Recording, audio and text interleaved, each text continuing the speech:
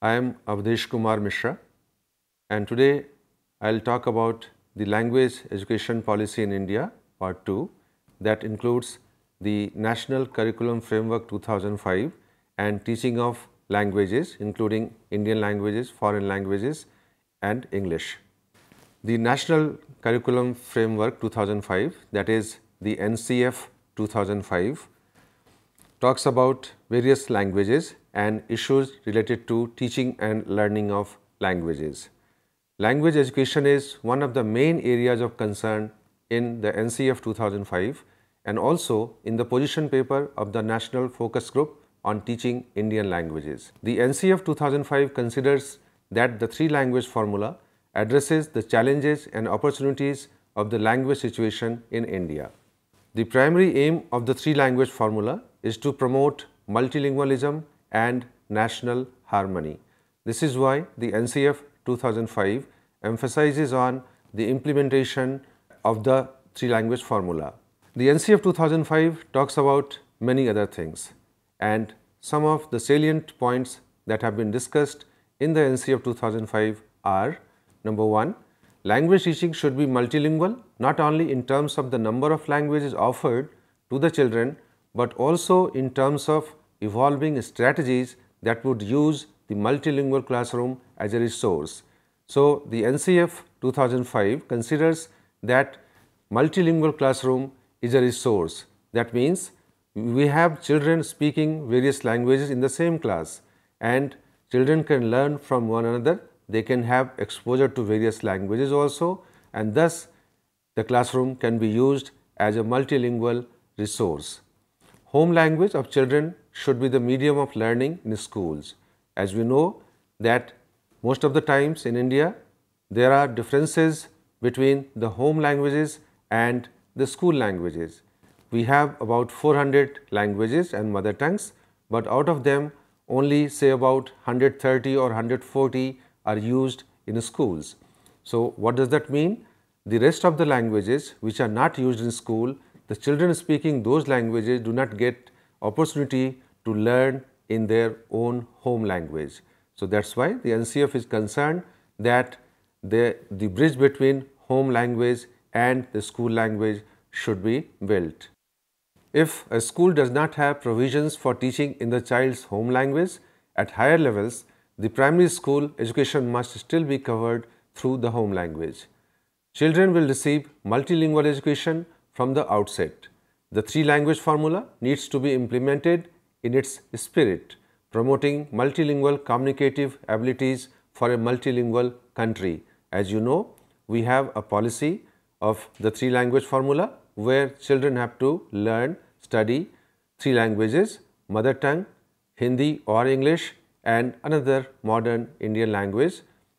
So, that means the NCF 2005 advocates for implementation of the three-language formula and thus have a multilingual classroom where children learn in various languages and also they learn various languages. Language education should not be confined to the language classroom. A science, social science or mathematics class is ipso facto a language class. That means because we transact everything, whatever the subject, in a language. That's why every class is a language classroom. And also the teachers have to talk to the children in language. The textbooks are in some language. So everywhere language is found and that should be utilized. So whether it's a science class or social science class or a mathematics class. Children will receive multilingual education from the outset, as I said. As long as the basic spirit of the three-language formula is maintained, there is no restriction on studying new languages. So that means in addition to the mother tongue, Hindi or English, a modern Indian language, a foreign language can also be studied in schools, and classical languages can also be added. Primary education should be bilingual. That means successive stages of bilingualism are expected to build up to an integrated multilingualism. Utmost care must be taken to produce textbooks which are not a poor translation of English books in the language of these children. That means you must have seen that mostly we tend to have translations of something from English to the mother tongue. But as NCF 2005 says, that should not be done. So, we should not write textbooks first in English and then translate them into the mother tongues, where it should be originally written in the languages of the children who are going to school.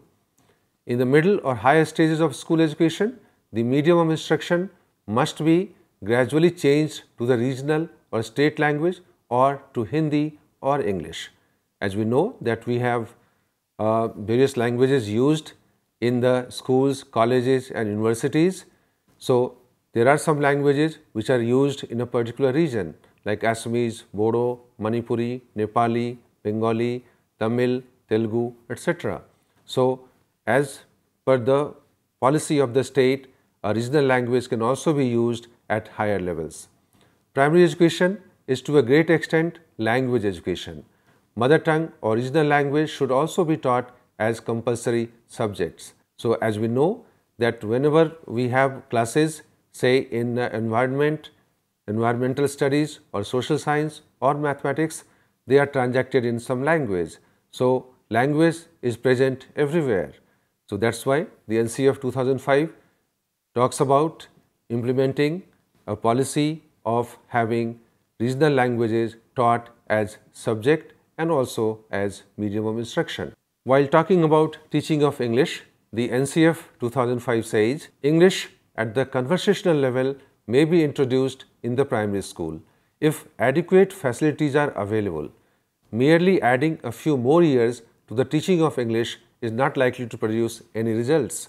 So, that means if you teach only the grammar or say children do not get chance to use English in any context, then what will happen? They will learn only the grammar of the English language, but they will not be able to become proficient in English language. That is why the NCF 2005 says that it should be taught at the conversational level. English should not stand alone in our school education system. The teaching of English should be aimed at creation of multilinguals who can enrich our languages. It also talks about English should find a place along with other Indian languages in different states. Language is learnt when it is taught through exposure in meaningful context. So, teaching of English language or some other language must be in meaningful context. Input-rich communicational environments are a prerequisite for language learning, whether the language is the first language or the second language. Inputs include textbooks, learner-chosen texts and class libraries allowing for a variety of genres, print, parallel books and materials in more than one language. Media support, for example, learner magazines, newspaper, etc. and authentic materials. So, what do we mean by this? That is that we should have variety of materials used in language classroom. It should not be only restricted to the textbook. So, we can use magazines, newspapers and some other authentic materials. Authentic materials are the materials which are written for the mother tongue speakers. That means as it is used in everyday normal situation, not artificially written material. The goals for a second language curriculum are twofold: attainment of a basic proficiency such as is acquired in natural language learning and the development of language into an instrument for abstract thought and knowledge acquisition through, say for example, literacy. So, language is not to be taught only to become proficient in a particular language. It has to be also used for constructing knowledge. It has to become the instrument of abstract thought and also acquire knowledge for various disciplines. The NCF 2005 argues for an across the curriculum approach that breaks down the barriers between English and other subjects and English and other Indian languages. You must have noticed that most of the time we think that textbook in one language is meant only for that language, and even though that language is used for science, maths and social science classes, there is no connection the science teacher thinks that she has no role to play in making the child learn few words in English or some other language. So there is a kind of barrier between the two languages, the home language, the English language and other Indian languages. So if the language is used across the curriculum in all subjects, whichever subject is taught in class, and there is a connectivity between say English and other Indian languages and one language and another language, then the language teaching will be really effective. Talking about Sanskrit, the NCF 2005 says that Sanskrit should be studied as a modern Indian language. Its nature, in which case, should be very different from classical Sanskrit. So as we know that there are two varieties of Sanskrit, one is the classical Sanskrit and the other is the modern Indian variety of Sanskrit that we use in day-to-day conversation and for daily activities in modern times. So the NCF says Sanskrit could be taught either as classical Sanskrit or also as modern Indian language, but the methods for teaching the two types will be different. Talking about Urdu, the NCF 2005 says, for linguists, there is no fundamental difference between Urdu and Hindi. Both languages have the same syntax and they share a greater part of their phonology, morphology and lexicon. By that we mean, as we know, that Hindi and Urdu, they use different scripts. Hindi is written in Devanagari, Urdu is written in Perso-Arabic script. But if you look at the structure of the two languages, you will see that the syntax, the sentence structure, they are quite similar in Hindi and Urdu. Their phonology also, the sound system is similar. Morphology, how they create words, the internal structure of words, they are similar in both the languages. And lexicon, that is the word stock in both Hindi and Urdu, they are similar. I'll give you some examples. In Hindi, if you say, मैं पानी पीना चाहता हूँ, and the same sentence will be used in Urdu too. So you can't say something else. You have to say, मैं पानी पीना चाहता हूँ. आओ हम लोग बातचीत करें. चलिए हम क्लास चलें. कल तुम क्या काम करने वाले हो? All these sentences can be used both in Hindi and Urdu. So this is what we mean by the term that Hindi and Urdu, both languages use same syntax and similar phonology, morphology and lexicon. Talking about Urdu and also Sindhi, the NCF 2005 says that these two languages, as we know, they are not in majority in any state, both Sindhi and Urdu. So special care has to be taken of these two languages. And Urdu demands a special attention at the national level. And at the state level, the problems it faces are the same as those faced by other minority languages. Then the NCF 2005 also talks about the underprivileged, so-called underprivileged speakers of minor, minority and tribal languages. They often suffer severe linguistic deprivation. Why so? Because we find that there are about 200 tribal languages, the languages that are mainly spoken by tribal speech communities, but they are not used in school. That's why what happens? They suffer. They are deprived in a way. So the NCF 2005 advocates that all these minor, which are not major languages, and the tribal languages, they should be taken special care of. Major languages of this country, including English, can flourish only in the company of and not at the cost of minor languages. So that means when all languages are respected, all languages find place in school curriculum, then in the company of each other, they will flourish, they will develop. The social and cultural institutions of contemporary societies are constantly illuminated by the past, and classical languages remain their vehicles. So that's why the NCF 2005 says that classical languages should also find place in school curriculum. And as we know, the classical languages include Arabic, Sanskrit, Tamil, Kannada, Telugu, Tamil, Malayalam and Odia. In addition to the mother tongue and other languages of the country that a child learns in school, foreign languages such as German or French have a legitimate place in the school curriculum. So, as I mentioned earlier that we have 3-language formula where 3 languages have to be studied, but there is no upper limit. So, as 4th language, German, French, Russian, Chinese or some other foreign language can also be included in the school curriculum as per the NC of 2005. Since a foreign language is not at all available in the immediate environment of the learner, it demands different pedagogical strategies from those of first or second language teaching.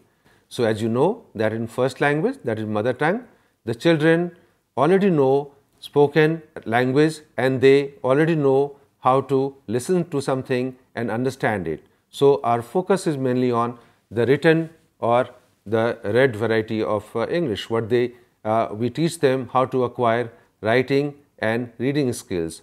We don't have to teach them how to speak their language because they already know their mother tongue when they come to school. So, the teaching method will be different. In second language, the children they have none or very little exposure to the second language like English or some foreign language. So, that is why our method has to be different. The position paper on teaching Indian languages with reference to the NC of 2005 talks about certain basic principles related to language teaching methods and suggests that every teacher will evolve his or her specific method depending on a variety of social, psychological, linguistic and classroom variables.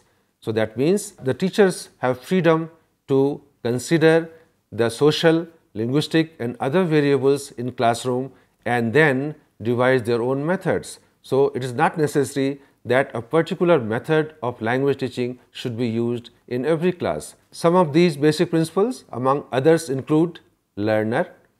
Whatever be the method used in the classroom, the learner should never be treated as an empty receptacle. That means the teacher should not try in classroom to merely transfer the knowledge that they have in their brain, in their mind to the students, because no child which comes to school at around the age of 5 or 6 is completely empty. No child's brain is completely empty. So, she is not a receptacle, not a utensil where you pour something. Knowledge is not to be poured in that empty receptacle. It has to be transferred, it has to be created, it has to be constructed. Attitude. The teacher has to be positively inclined towards all pupils, irrespective of their caste, color, creed or gender, so that they will get positively motivated to be involved in the teaching learning process. So, the teacher have to be positively inclined.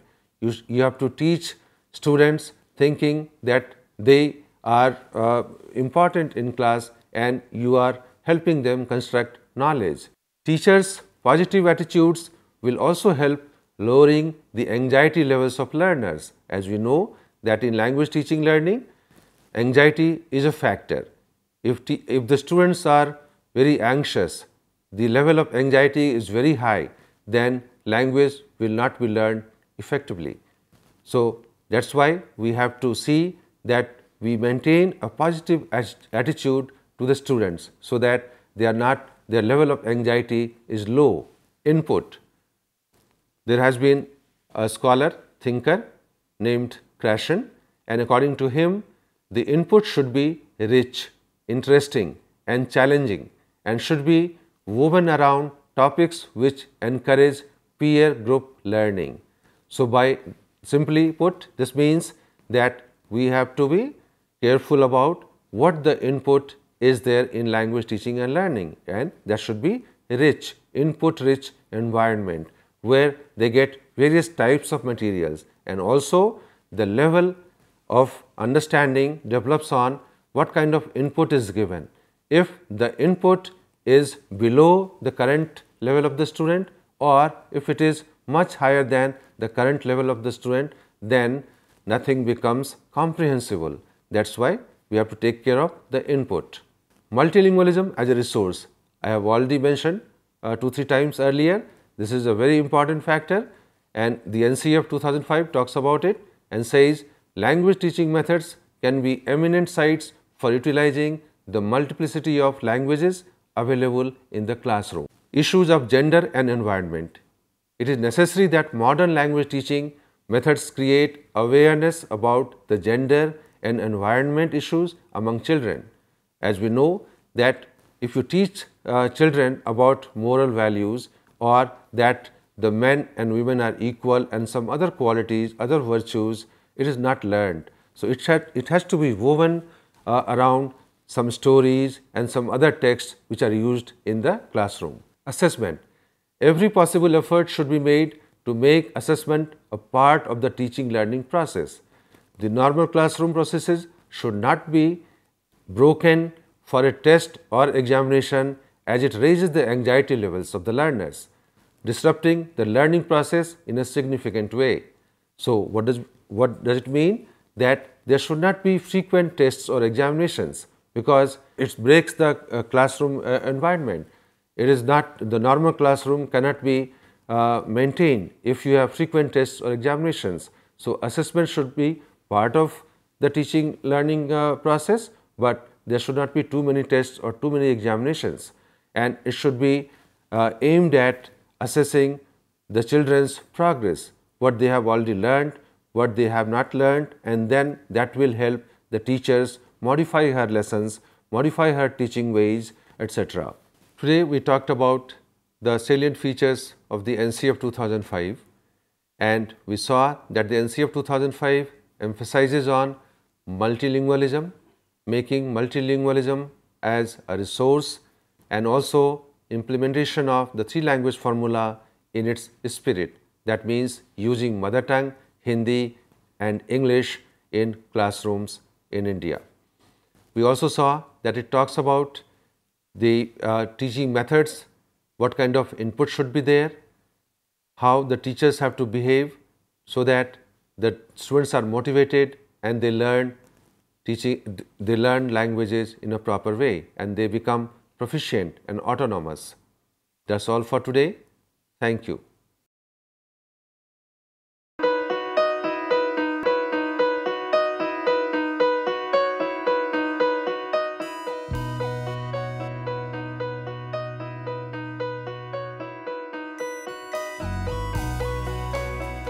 पच्चीस साल का लंबा सफर और लाखों लोगों के चेहरों पर खिलती मुस्कान, गर्व और गरिमा से जीने की प्रेरणा देती मुस्कान, आत्मसम्मान और विश्वास से पैदा हुई मुस्कान।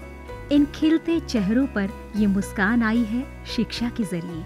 ये मुस्कान आई है national institute of open schooling यानी NIOS के जरिए।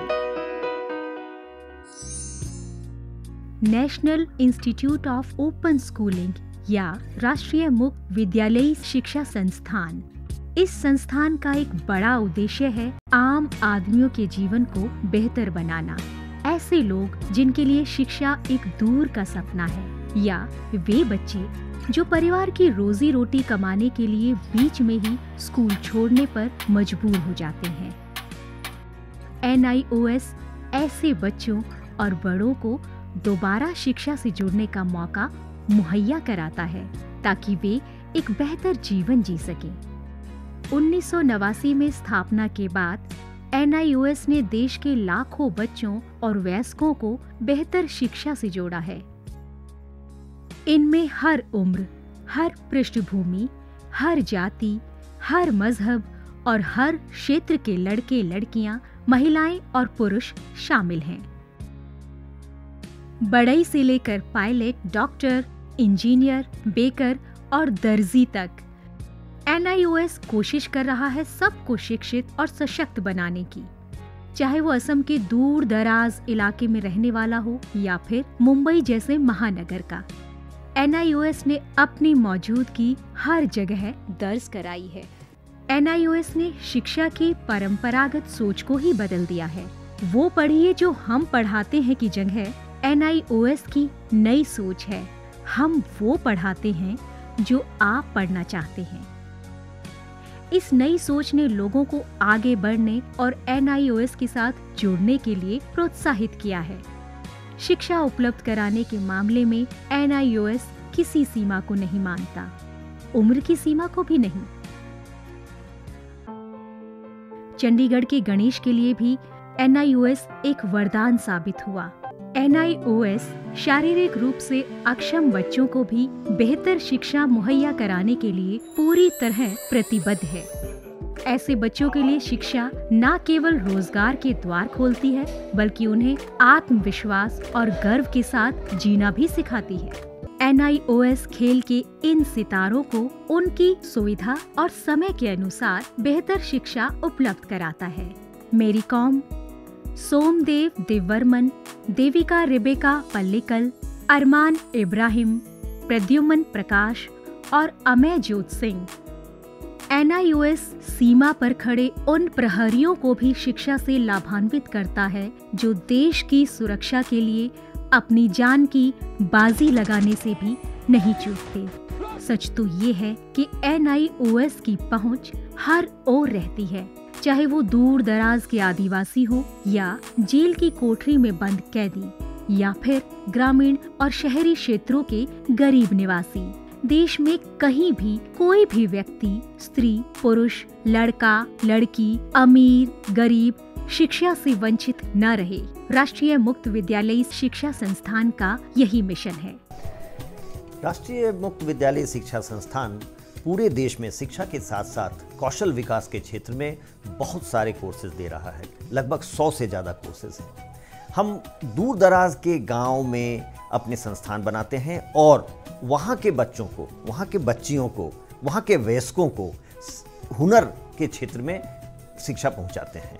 आपको जानकर खुशी होगी कि अब हम आर्ट, साइंस, कॉमर्स जिन क्षेत्रों में 12वीं का सर्टिफिकेट दिया जाता रहा है, अब हम हुनर के क्षेत्र में, वोकेशनल एरिया में भी 10वीं और 12वीं का सर्टिफिकेशन करेंगे।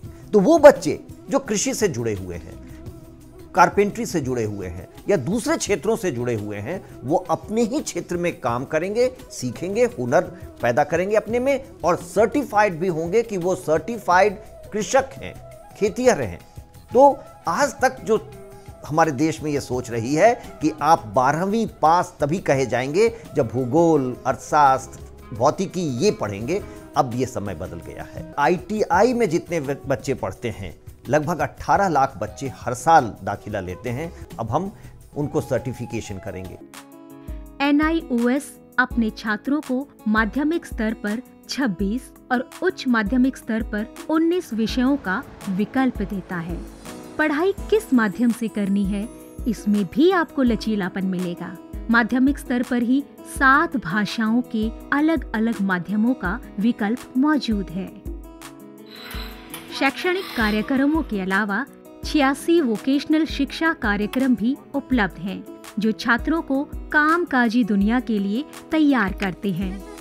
वोकेशनल प्रशिक्षण को अधिक सुदृढ़ बनाने के लिए NIOS ने ITDC, Cisco, Indian medical association जैसे कई सरकारी और गैर सरकारी संस्थानों के साथ भागीदारी स्थापित की है।